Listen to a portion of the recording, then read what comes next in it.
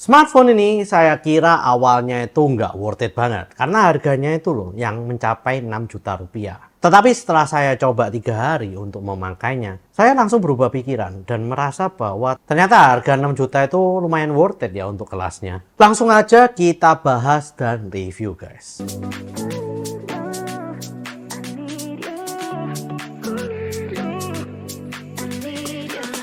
Yo guys, balik lagi dengan Billy di sini dan kali ini kita akan membahas atau mereview tentang Redmi Note 13 Pro Plus 5G.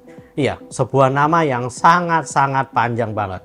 Mungkin saya harus menyebutnya berkali-kali di video kali ini. Ya, kalau kalian merasa bosan dengan Redmi Note 13 Pro Plus 5G itu, ya kalian dapat men-skipnya ya untuk kata-kata tersebut. Ya memang sih Redmi ini kebangetan ya, bikin nama itu panjang banget dan nggak ada singkatannya. Itu yang harus kalian tahan di video kali ini guys. Aurora Purple yang memiliki kotak-kotak di bagian kameranya guys. Selain itu dengan perpaduan warna biru muda, ungu muda dan juga hijau muda, ini membuat kesan premium untuk desain belakangnya. Selain itu dengan desain glass yang sangat soft di bagian belakang ini membuat desain belakangnya ini terkesan premium banget. Dan juga untuk desain LED light-nya itu sendiri itu sangatlah berbeda ya guys, karena biasanya kan bundar, ini sedikit melonjong seperti elips yang gepeng gitu ya. Bahan belakangnya yang soft dan juga anti fingerprint ini menambah kesan premium dari smartphone ini guys. Lalu desain layar lengkungnya ini juga adalah pertama kali yang dibawa oleh Xiaomi di Redmi Note series-nya guys. Selain itu di pinggirannya ini juga memiliki bahan aluminium yang ya memang berasa feel-nya premium gitu. Karena kalau Poco dan lain-lain itu biasanya kan menggunakan desain samping itu berbahan plastik ya, tapi ini menggunakan aluminium. Meskipun begitu, ada satu hal yang membuat saya kecewa guys, yaitu tidak dimasukkannya warna hero dari Redmi Note 13 Pro Plus 5G ini. Seharusnya warna ini itu dimasukkan untuk menandingi pesaing terdekatnya, yaitu Realme 12 Pro Plus 5G guys. Karena ya warna Fusion Purple itu menggunakan bahan belakang vegan leather yang harusnya itu bisa dijadikan standar baru ya bagi Redmi Note 13 series ini untuk menandingi pesaing terdekatnya yaitu Realme. Tapi ya kayaknya kita harus menunggu 1 tahun lagi deh supaya Xiaomi ini bisa memasukkan vegan leather di Redmi Note seriesnya di Indonesia guys. Layar AMOLED 6,67 inch ini dilengkapi dengan refresh rate 120 Hz dan juga memiliki 68 miliar warna. Bezel ultra tipis dan juga layar 1,5K Crystal Rest display ini dijamin lebih tajam dan juga sangat efisien di kelasnya ya guys. Selain itu layarnya yang melengkung itu juga menambah kesan premium dan juga flagship di smartphone ini guys. Layar lengkung ini memiliki peak brightness hingga mencapai 1800 nits. Yang tentunya hanya bisa dipakai pada saat kalian menonton konten HDR. Untuk kecerahan layarnya itu di bawah sinar matahari itu tidak ada keterangan guys bisa mencapai berapa nitsnya. Tapi setelah saya bandingkan dengan Poco X6 Pro ya, terutama untuk kecerahan layar di bawah sinar matahari, ternyata Redmi Note 13 Pro Plus ini masih kalah terang ya guys. Jadi kalau kira-kiranya mungkin bisa saya ambil di bawah matahari, dia bisa mencapai high brightness mode sebesar 1000 nits saja. Kalau Poco X6 Pro ini kan bisa sampai 1200 nits. Dan untuk ketahanan layarnya sendiri ini udah bagus banget karena udah dilengkapi oleh Corning Gorilla Glass Victus. Jadi meskipun layarnya udah lengkung, kalian tuh nggak usah takut kalau terbentur sesuatu karena Gorilla Glass Victus ini lebih kuat daripada Corning Gorilla Glass 5. Setelah diuji ternyata touch sampling rate-nya itu bisa mencapai 250 Hz dan juga bisa multi touch 10 jari ya guys. Selain itu dari websitenya sendiri kalau dipakai dengan menggunakan mode game itu katanya bisa mencapai touch sampling rate sebesar 2160 Hz, dimana ya ini sebuah nilai bonus ya untuk kalian para para pencinta game dan suka banget main game, terutama yang membutuhkan touch sampling rate yang dahsyat banget. Layar ini juga sangat enak banget untuk digunakan menonton Netflix ataupun YouTube atau entertainment lainnya. Dan di Netflix sendiri itu pun dia juga sudah mensupport L1 wideframe, dimana berarti kalian bisa melihat Netflix sampai resolusi Full HD. Haptic feedback yang saya rasakan saat menggunakan keyboard di Redmi Note 13 Pro Plus 5G ini rasanya itu mirip dengan Poco X6 Pro dan juga smartphone premium seperti iPhone guys. Terasa soft dan juga pelan tapi berasa gitu loh feel-nya. Meskipun begitu, untuk feel dari iPhone ini sendiri itu terasa lebih keras sedikit daripada Redmi Note 13 Pro Plus 5G ini. IP68 rating yang ada di Redmi Note 13 Pro Plus 5G ini juga memberikan nilai tambah yang begitu besar di mata saya. Karena ya IP68 rating itu biasanya hanya di smartphone flagship seperti iPhone maupun Samsung Galaxy S series ya guys. Nah, tapi Redmi Note 13 Pro Plus 5G ini memasukkan IP68 rating di dalam spesifikasinya. Hal ini membuat saya terkagum-kagum banget. Meskipun saya sendiri itu nggak berani ya guys untuk nyoba nyemplungin smartphone ini ke dalam air, karena ya ini saya pinjem sih dari teman saya. Dan meskipun saya beli, saya juga nggak berani sih guys untuk nyemplungin smartphone ini ke dalam air. Meskipun begitu, adanya spesifikasi IP68 rating ini berarti kalian nggak usah takut ya jika smartphone ini terkena cipratan air atau terkena hujan, itu udah pasti selamat guys. Bagus lah untuk mid-range phone seharga 6 juta ini. Dapur performa dari Redmi Note 13 Pro Plus 5G ini adalah MediaTek Dimensity 7200 Ultra. Yang saya kira pertamanya itu cukup, tapi ternyata suhu guys. Chipset ini merupakan hasil kerjasama MediaTek dengan Xiaomi dan sudah fabrikasi 4 nanometer. Jadi harusnya sudah kencang dan juga efisien banget. Dengan Antutu yang mencapai 723 ribuan, maka smartphone ini sebetulnya lumayan oke untuk digunakan dalam berbagai hal. Meskipun awalnya saya tidak berharap ya dengan chipset ini, tapi ternyata setelah saya coba untuk gunakan bermain Honkai Star Rail rata kanan very high 60 fps, ternyata smartphone ini tuh mampu melahap dan juga menjalankannya secara lancar guys. Dan untuk suhunya sendiri, kalau dimainkan secara agak lama di rata kanan Honkai Star Rail tersebut, itu hanya mencapai sekitar 40 derajat saja. Mungkin ini karena adanya vapor chamber yang terdapat pada Redmi Note 13 Pro Plus 5G ini guys. Jadi vapor chambernya itu berjalan dengan baik menurut saya. Meskipun kalian tidak membeli smartphone ini untuk bermain gaming, namun saya rekomendasikan kalian jika kalian juga ingin memainkan gaming di smartphone ini guys. Saya kira ini smartphone-nya hanya desain dan juga kamera saja yang bagus, tapi ternyata untuk bermain game pun juga cukup mumpuni dan bisa rata kanan guys di beberapa game tertentu, yang merupakan suatu nilai plus yang sangat besar di harga 6 jutaan dan juga lininya ya guys. Satu hal yang membuat saya amazed juga, meskipun ini menggunakan MediaTek, tapi ternyata smartphone ini juga mampu menjalankan game Car X3 dengan sangat mulus dan lancar guys. Tidak seperti saudaranya sendiri yang katanya MediaTek-nya ini lebih sangar, tapi kalau jalanin Car X3 itu loyo banget, bahkan patah-patah gitu ya. Jadi meskipun smartphone ini itu ternyata underdog kalau di mata kalian tentang performanya, tapi jangan salah, dia mampu menjalankan banyak game dengan mulus dan lancar. Menurut saya chipset MediaTek Dimensity 7200 Ultra ini layak untuk dipuji. Fingerprint sensor yang ada di dalam layar smartphone ini juga cukup kencang ya, meskipun agak kalah sedikit kalau dibandingkan dengan Poco X6 Pro. Dan juga ada sebuah fitur yang menurut saya sangat menarik ya, karena fingerprint sensornya ini ternyata dapat digunakan untuk heart rate sensor, dimana ya itu sebuah nilai plus lah.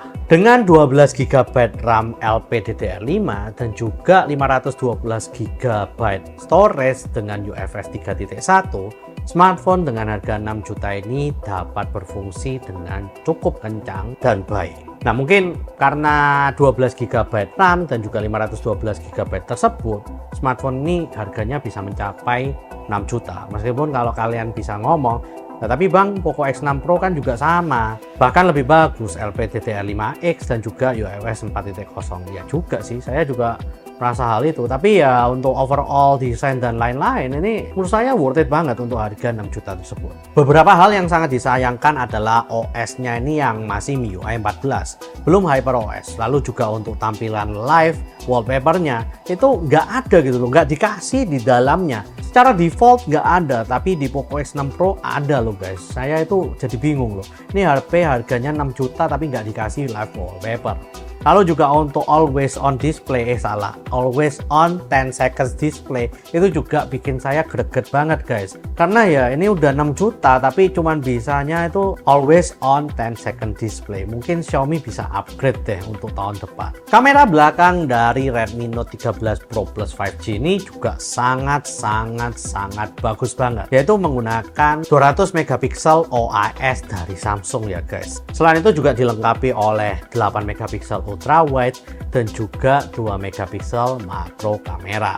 Untuk kamera depannya sendiri pun juga sudah dilengkapi oleh 16 megapiksel selfie kamera. Dan di bagian belakangnya ini ada sebuah LED flash yang menurut saya juga sangat unik banget ya, karena ya beda gitu loh untuk desainnya. Bukan bulat tapi agak elips dan lonjong seperti ini. Smartphone ini juga memiliki in-sensor zoom yang dapat zoom sebesar 4 kali dari main kameranya. Dan juga karena hal tersebut, zoomnya tersebut jadi sangat tajam. Sensor 200 megapiksel dari Samsung ini juga bukan gimmick guys. Karena saya udah tes dan juga hasil foto dari 200 megapiksel itu kalau kalian zoom ya untuk lihat tulisan yang ada di foto tersebut itu hasilnya tajam banget guys. Bukan gimmick menurut saya dan hasilnya pun juga cukup oke. Hasil foto dan juga video dari smartphone ini itu juga sangatlah bagus banget.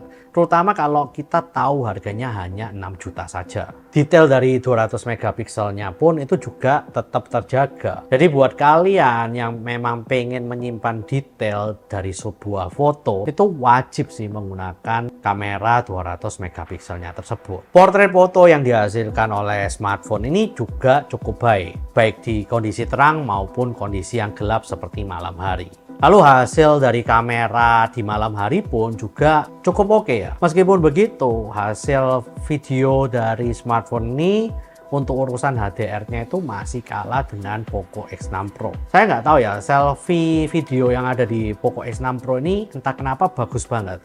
Kalau kita bandingkan dengan selfie video yang ada di Redmi Note 13 Pro Plus 5G ini, jelas kalian tahu lah bedanya itu jauh banget, terutama kalau kalian lihat bagian awannya. Hasil foto selfie pun juga agak begitu ya guys. Untuk urusan HDR yang ada di awannya pun masih kalah gitu loh kalau dibandingkan dengan Poco X6 Pro 5G ini. Dan untuk kameranya sendiri pun menurut saya hasil video bagian belakangnya pun itu juga untuk bagian HDR di awannya pun nggak sampai sebagus yang ada di Poco X6 Pro. Saya nggak tahu, pokoknya untuk urusan HDR-nya maupun di videonya itu masih kalah sedikit lah dengan yang namanya Poco X6 Pro ini. Entah karena processingnya atau karena sensornya atau apa, saya nggak tahu kenapa. Tapi meskipun begitu, untuk harga 6 jutaan, smartphone ini menghasilkan foto dan juga video yang menurut saya udah bagus banget.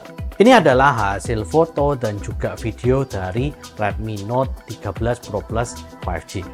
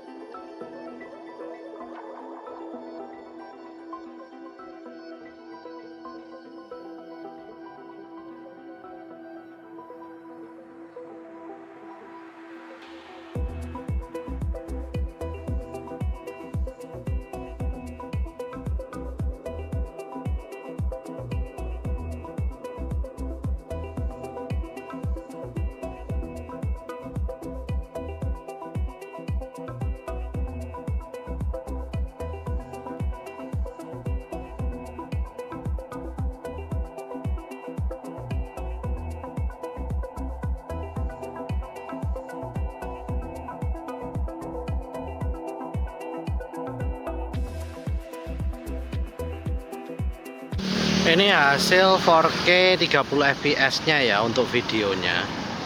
Gimana menurut kalian?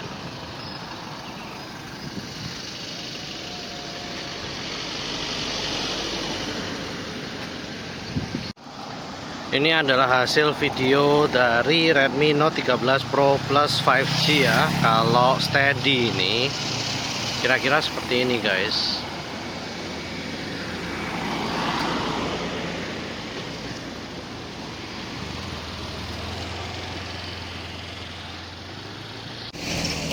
Ini adalah hasil selfie video dari Redmi Note 13 Pro Plus 5G. Nah, gimana menurut kalian?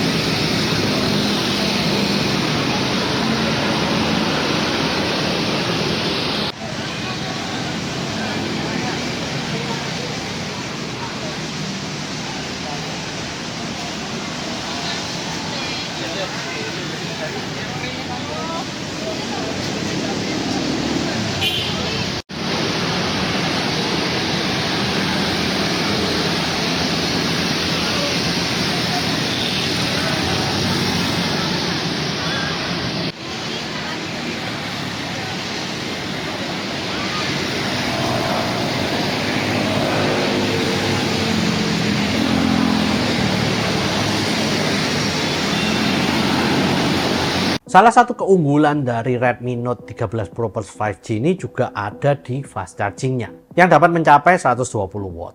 Nah, katanya Xiaomi sih, katanya kalian dapat mencapai 100% dari 0% itu dalam waktu 19 menit saja. Tapi setelah saya coba guys, dari 0% sampai 57% itu memakan waktu 21 menit. Dan saya nggak tahu sih mencapai 100%-nya itu kapan. Karena ya tiba-tiba 18 menit kemudian itu udah 100%. Jadi saya nggak tahu kapan dia mencapai 100%-nya dalam waktu 18 menit setelah 57% itu. Jadi ya menurut saya 19 menit 100% itu dari Xiaomi nggak valid sih. Saya nggak tahu kenapa waktu itu. Dengan semua fitur di atas, smartphone ini juga memiliki dual SIM card slot, eSIM, NFC, gyroscope, accelerometer, dan juga proximity sensor. Meskipun pada awalnya saya itu berpikir ya bahwa Redmi Note 13 Pro 5G itu adalah yang paling worth it di antara lini Redmi Note 13 series, tapi setelah saya 3 hari mencoba Redmi Note 13 Pro Plus 5G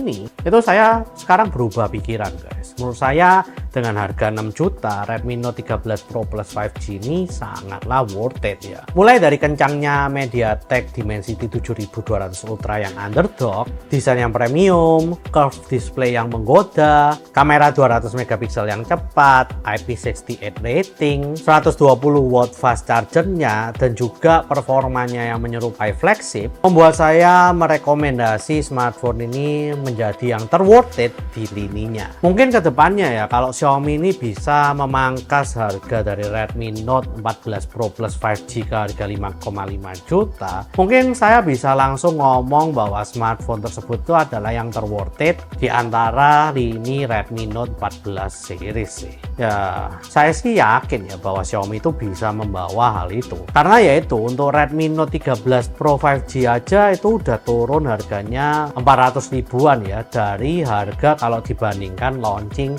Redmi Note 12 Pro 5G guys. Jadi ya harusnya turun 400 sampai 500 ribu itu bisa lah ya untuk Xiaomi. Yuk bisa yuk Xiaomi. Oke, mungkin itu adalah review saya tentang Redmi Note 13 Pro Plus 5G yang akhirnya saya udah nggak perlu ngomongin kata-kata yang panjang itu. Ini panjang banget sih. iPhone 15 Pro Max saja masih lebih pendek loh untuk ngomongnya. Ini Redmi Note 13 Pro Plus 5G. Gila, panjang banget sih. Please share, like, dan subscribe jika kalian suka dengan video review kali ini. Komen jika kalian ingin ngobrol-ngobrolin tentang Redmi Note 13 Pro Plus 5G ini guys. See you guys di video selanjutnya. Oke, ya ini ternyata smartphone-nya itu worth it banget guys. Redmi Note 13 Pro Plus 5G ini akhirnya saya ini terakhir kali ngomong ya. Itu menjadi yang terworth it menurut saya. Ya, kalian mungkin bisa ngomong nggak worth it ya, karena kalian nggak nyobain gitu. Tapi menurut saya worth it sih. Semuanya itu bagus. Saya nggak bisa nyela ini secara gimana gitu. Mungkin kalau mau mencela ya udah, harganya yang 6 juta itu pasti kalian cela terus. Tapi kalau untuk kualitas dan lain-lain menurut saya worth it banget ini smartphone.